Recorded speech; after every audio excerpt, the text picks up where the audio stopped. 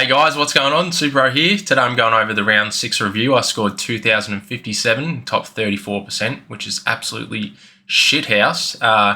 But yeah, pretty bad week for most people. You're either going 2,200 or you're going 2,050 sort of score. So bit of a stitch up. We were on the back end of that one, so we dropped in the ranks about 4,338 spots, sitting at a season rank of 8,224. So yeah, not a great week for me personally, but yeah, we can always make up this ground later in the year, so there's still hope. It's pretty tight competition anyway, so the points are pretty tight. But yeah, I managed to win like 3 out of 4 league games, which is interesting. Just a bit of a show of the competition. So there is a few people actually scoring similar to us, so it's not a big deal. We traded out. Who did we trade out last week? It was Henderson. Who else was it? Reed and Davidson. Probably shouldn't have traded those guys out early, but that's what we were planning on doing anyway, because need to get in Merritt, Gawn and Dacos. So I think he'll work out for us. But Reed scored pretty well. I think he got like an 82, and same with Davidson, scored 80, and then Henderson obviously didn't play. But we ended up trading in Gross and Gawn and Cleary, and they've kind of shit the bed, really. Not the greatest stuff. I didn't realise Gross was going to be a sub. Obviously, with the Easter break weekend, I went home to the hometown, had a few drinks, kind of wasn't really locked into SuperCoach this weekend. And, clearly it's shown here, missed out on a few loop options. I probably should have taken Reed's score in hindsight, but, with 38, you'd probably just go with Trainer. That's what I did, and he scored 2. He was also the sub, so that's really frustrating for his cash gen there. He's got a high break even now, which is a bloody annoying. But yeah, most people have him, so I think we'll just get rid of him. Just a bit of a joke, really. And yeah, we had the VC on Merritt with the 106. Bloody frustrating. Easiest matchup in West Coast. Well, probably not the easiest for midfielders, but usually they go pretty well. Didn't actually catch too much of that game, so I think he may have got tagged, but I could be wrong there. Seemed like he did because he was going absolutely shithouse. But anyway, is what it is. Still had a decent amount of time in the CBA attendances, like 76. So really maybe just down game from him. Draper went down, so looks like Goldie's coming in, so that'll be interesting. But yeah, no point in going for him with Matt Flynn if you're trying to get a ruckman in. But I've kind of stacked up on the rucks there. Got this. I had the C on Gawn against Freo. It was a bit of a iffy one. Should I or should I not? Thought it would be the safer bet than Sarong, which worked out to be the case. Wasn't looking like a great score. One of those weeks where you're just a bit upset with your SuperCoach team, and it drags on into your weekend, and you're a bit down. You're like, bloody hell, this is a stitch up. And then it is what it is. It's our own fault here. Probably should have picked some other people, fielded some guys. Like we missed the Hewitt score there, so that's bloody stitch up. But yeah, it is what it is at the end of the day. But the reason we got in Gawn was for this week anyway. He's got bloody Richmond, so should be due for a monster score. He's got that 162 last time and a 174, which is pretty good to see. So pretty keen about that one. Hopefully he can resemble that score, which would be beautiful. And then, there's TDK here, who hasn't actually dropped below 100, I don't believe. But yeah, he's got his brother this week with the last time playing him. He got a 176 there, so could be another guy if you wanted to chuck the C on him. That's what I might end up doing, but got some good players now, so I've got a few options to pick from. But anyway, going over the side, Sinclair, 70. Not actually sure what happened with that one. I think I was a bit delayed. I think we were doing Easter Sunday afternoon dinner, so I was kind of just chilling with the family that day. Didn't really watch that. Then Sheasel, he's been a bloody disaster of a pick, honestly. Could be someone that we'd luxury upgrade if he's just not going to perform. He's actually going worse than Nank, it looks like, but slightly more expensive. Yeah, just a little bit worse. But yeah, he's got a nice fixture coming up later on, like round 10 MCG against the Tigers, and then he's got West Coast in there, so they'll be the deciding factors, I think. So you could probably hold him through his buys and then see how he goes later in the season.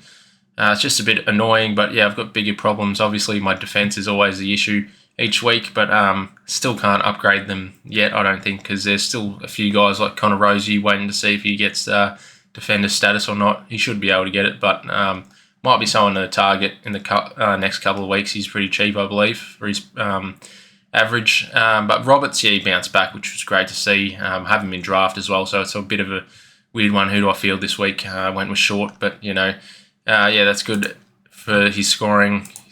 Could go up a bit in price here.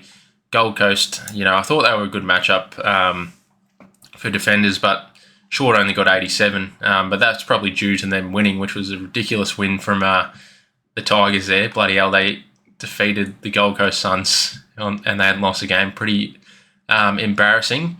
But yeah, I'd expect sort of a similar score from Roberts this week against the Suns, hopefully, if it's a closer game. But then again, Swans might actually win just because they're probably due for a win. I think they've been robbed a few times. They were pretty poor in the first half against Port Adelaide, though, to be fair. But yeah, maybe they're due to start winning some games. And, Bice has been great. Everyone has him, so he's just going to keep making money for us. Maybe we look to get rid of him. But yeah, he's maybe in a couple of weeks. I think he's good just to field every week and not have to worry about getting a shit score like Reed or Trainer. So yeah, Trainer's going to have to go this week, unfortunately. Put Reed on the field. I think he was playing in the ruck for a bit in the last quarter, so just got dominated by Flynn there. So a bit interesting. And then Sarong has just been bloody annoying as well. Just so bloody frustrating having him. And I feel like he's just going to keep getting tagged, and it's not even going to go to Brayshaw. But, we should have just picked Brayshaw. It isn't hindsight a wonderful thing. But, it's just so bloody frustrating having Sarong. Can't really do anything with him. We're just going to have to keep on just riding his shocking scores throughout the year. But, haven't been the worst in fairness. But, it's just you're paying up all that money for him and he just can't even go well. And then, Bond comes back for one game and he's gone 160 already. It's geez, bloody frustrating. Neil, he's like bloody Sarong as well. Just stupid picks at the start of the year. Should have just waited. He went alright against the Pies there and a bit of a belting, so not too bad. I think his CBA went up a bit. His CBAs, where are they? The Lions, Brizzy, maybe they didn't. Neil, 85, pretty good. So, hopefully you can start going good for us, which will be nice. Not a bad score, really. And then Chera was great, starting to score some good scores for us anyway. That doesn't make sense. But, the Cats this week should be good for him. I think he should go pretty well. And then Oliver's been frustrating as well. He just doesn't seem like he's that guy anymore, does he? Got the Tigers here. Could be a VC option if you don't have a Gawn or Petrarca, but, a bit more risky there. Maybe Petrarca's probably the safer option out of those two, but you'd want Gawn if you don't have him. I think I knew he was had this matchup coming up, so I thought I'd just get him in early, so that'll work out for me, hopefully. And then Marek got the 91, so McGovern was back, which was kind of frustrating for me since I started him, but then I had to get rid of him. And he pumped out a 110 straight away, so that's a bit of a fuck you to me. But, probably should have just held him. But I held him. I don't think I could have done that, to be honest. But, it seems like a workout in the end. I can always get McGovern back later if I want, but, I'm not a big fan of trading someone out and bringing him back in. So, don't think I'll be able to pull the trigger on Flynn here. Because, I've got Nankervis there. He's probably a keeper, really. I probably want to have the structure where I've got 3 premium ruckmen, so maybe I can upgrade him later, but it's probably a bit of a miss that I'm not going to trade back Flynn into the side, but I think that's the play that I have to do here. And then Ashcroft, 89, which is good. I think he's someone we just hold at M8 until the buys are over and just flick him off after his buy or something like that. Nevitt was pretty average. Didn't seem as good, but, pretty hard opponent in the Hawks. That was a great game, went to that one. So, great to see the Cats get up at the MCG. So that's, good to see that. And then Clay Hall, not sure about his job security. Hopefully Gross comes back this week. But, the midfielder bench is looking real bad. Even at M8 with Nevitt there, it's kind of a concern. I don't think I can really do too much about it either. But, Boyd, we wish we had, someone else like Archer Reed, but, it is what it is. He's just a bloody Like, is he going to come back? I don't think he's ever come back, actually.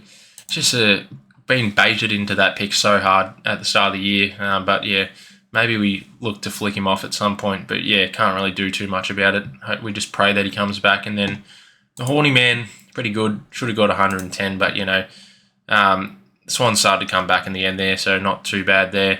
Yeah, he's all right. And, yeah, we've got people like Nick Martin coming up, so maybe he's someone to consider. But I think for me, obviously, you just got to grab Dacos. I think, well, he's at this price.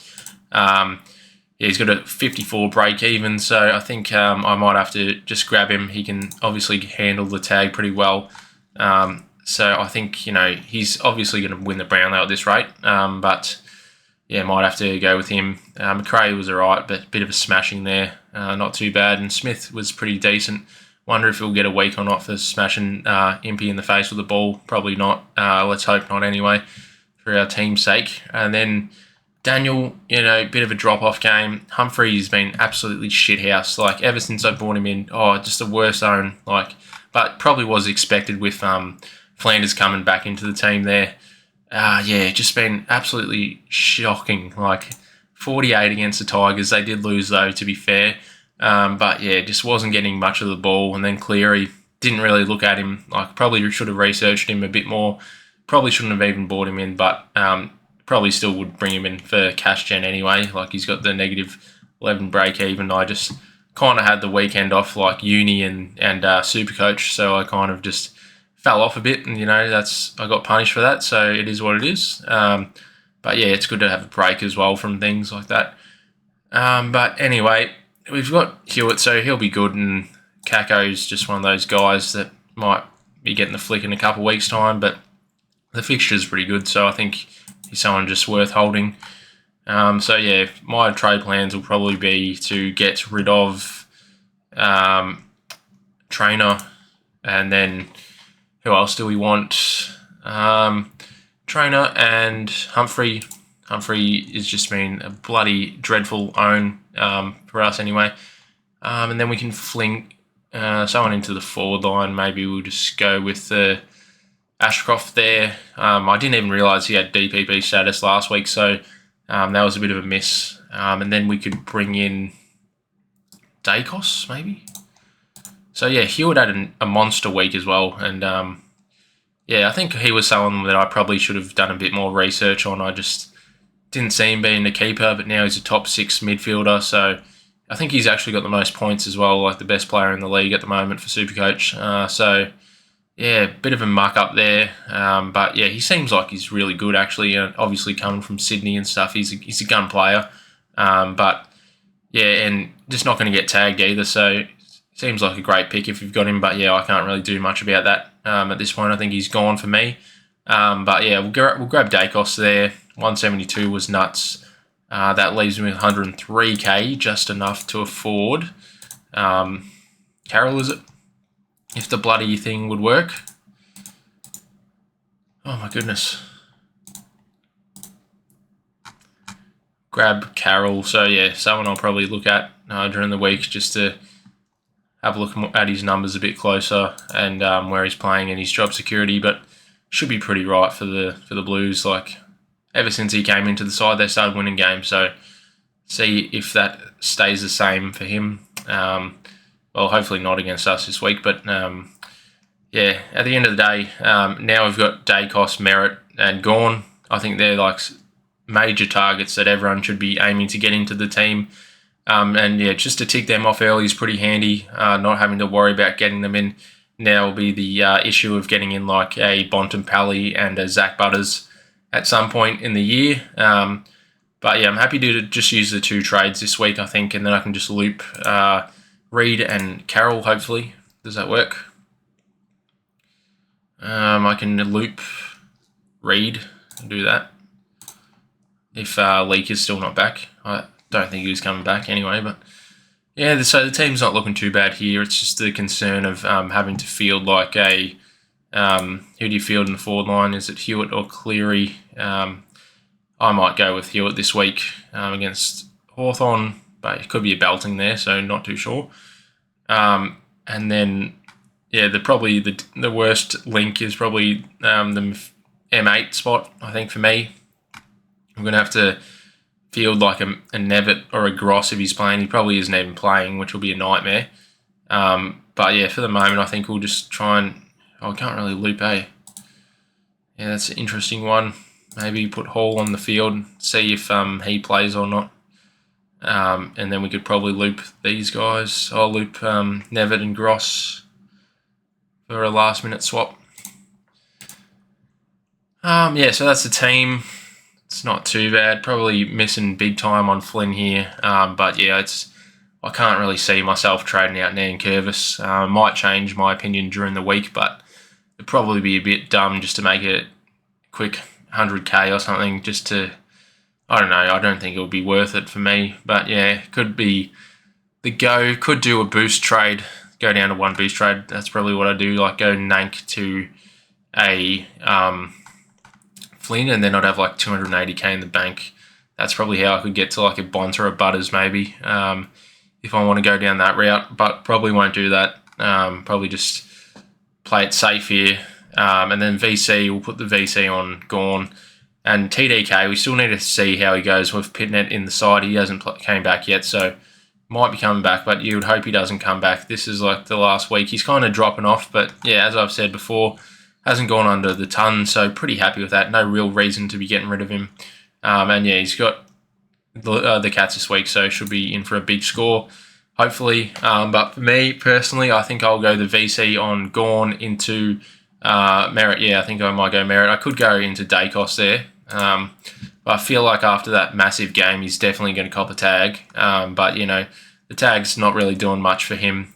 He can, you know, destroy the tagger. And then I just feel like no one's really going to tag Merritt this week. And, yeah, he should have a pretty big game. Like, maybe it's a closer game as well. Then I think maybe the Dons get pretty close to the Pies. So I think I'll go with that VCC option for the moment. We'll hold on to Jaden Short. I think he should have a decent matchup against the Ds this week. He's got that 130 in there last time, so maybe it's like another week where we just hold him, see how he goes.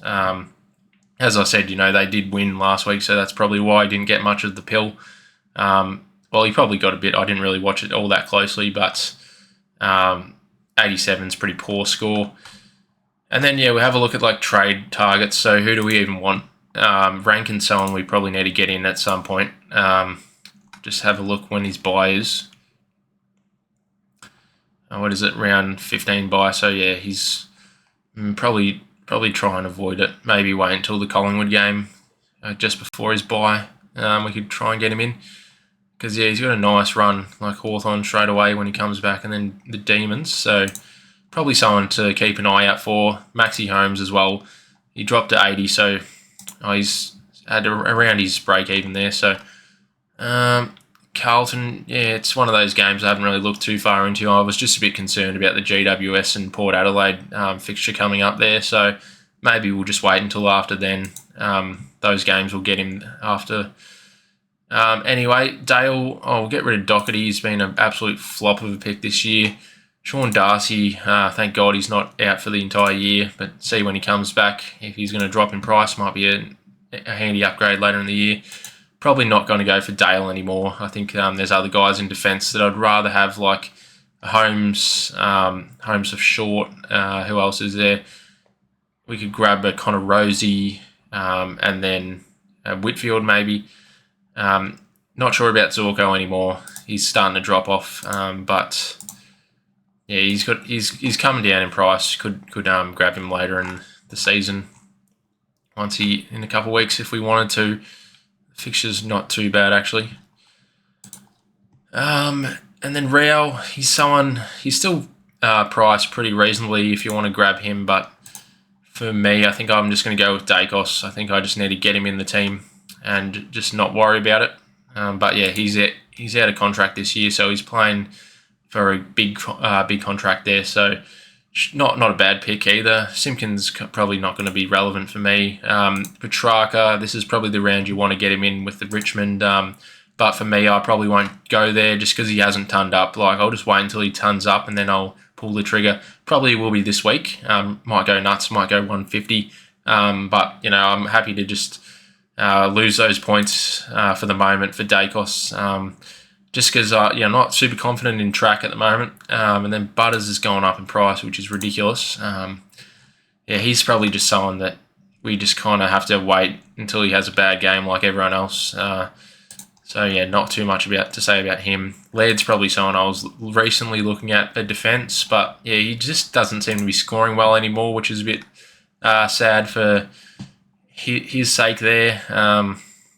He's struggling to turn up each week now, so probably not that relevant. Probably just get a Rosie instead. Flanders is someone to monitor, but he's going to be super cheap. Got that 173 break even. I'm not sure what his role is. He just hasn't been scoring great, and with Gold Coast having a pretty stacked midfield, I think he's just not getting mid minutes or even down back. It's hard for him with the addition of Noble and Rioli. It's just one of those guys.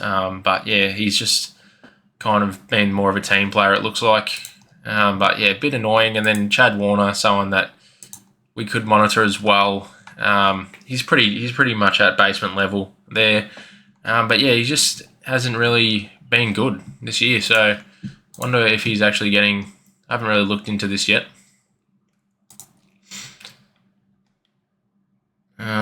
Chad, 70%. He's had a bit of a drop-off in the first couple of weeks. That's how he got the forward status, obviously. But Rowbottom and... who is it? James Jordan's getting more of the CBAs. But, it's someone definitely to consider. I think... What buy do they even have? He's pretty bloody cheap. Begs to ask the question about do you just grab some value right now with Tom Stewart and him, but Tom Stewart's still going to drop in price, I would imagine. Are they top 6 in their line? Probably not. I don't know. I think just someone to keep an eye out for. Wait until he starts to score well again before you take the punt on him. Have a look at the leagues real quick. Game day live. So won all the games and actually had a draw, which is ridiculous, against Destruction Zone Mark in the Catters League, which is pretty odd that we actually drew. Haven't seen that one for a while. Probably haven't had a draw for a couple of years now. So that's pretty crazy. And then we'll just have a look at the Bros League. See, had a win against Motlop's crew. Not too bad.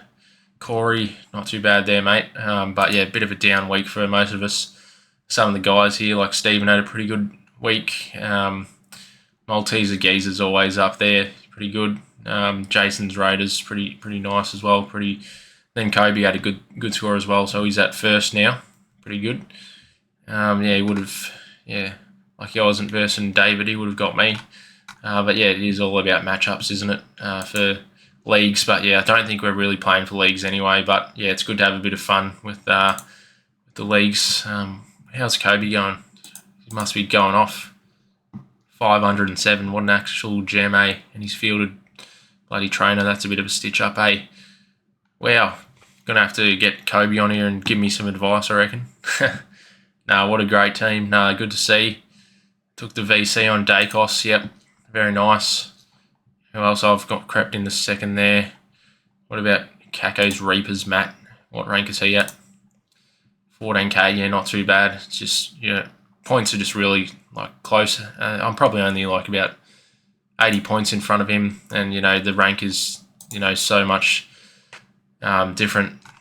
That's what I'm saying. The points are really close this year, so I think that should be able to come back. That's what happened last year. I think I didn't start off the greatest, and then after the buys, I really started gaining ground. With Cherry, who I don't own. So, might have to get rid of one of the ruckman later in the year for a Cherry or a Wits type. Have a bit of a pod maybe, but Cherry's not really a pod. For my targets now, it's I'm not really sure how I'm going to go with cash gen going forward. Maybe I'll have to get rid of a Marek and someone else like a Reed next week, and then try and get in another premium, or maybe Kako. Could use a boost then. Pretty sorted with these trades for the moment. Only one that I'm unsure about is trading Nank to Matt Flynn, but probably won't do that. Very unlikely. Probably not worth it.